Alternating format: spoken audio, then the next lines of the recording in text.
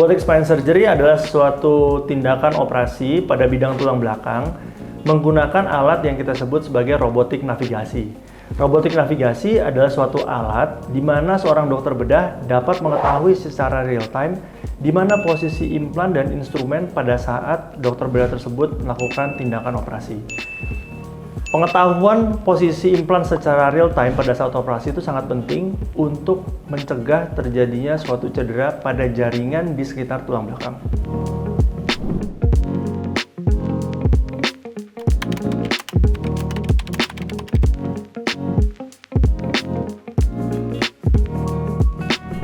Pada prinsipnya, penggunaan robotik navigasi ini dapat digunakan pada kasus-kasus yang membutuhkan pemasangan pen atau pemasangan implan. Contoh kasus-kasus yang membutuhkan pemasangan pen atau pemasangan implan adalah satu, skoliosis.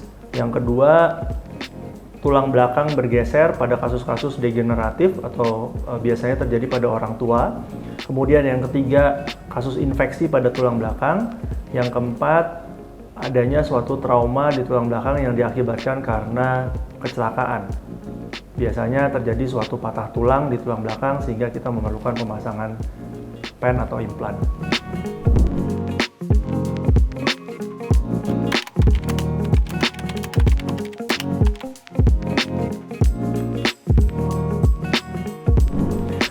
Utamanya dalam menggunakan robotik navigasi, keuntungan yang kita dapat adalah yang pertama, akurasi, di mana kita bisa dapat melakukan pemasangan implan dengan akurasi 99%.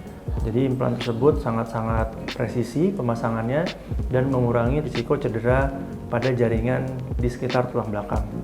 Kemudian yang kedua, dengan menggunakan robotik navigasi, ini juga memungkinkan kita melakukan prosedur secara minimal invasif tanpa merusak otot-otot yang ada di sekitar tulang belakang. Kemudian penggunaan robotik navigasi ini juga sangat dapat mengurangi risiko perdarahan yang terjadi pada saat operasi berlangsung.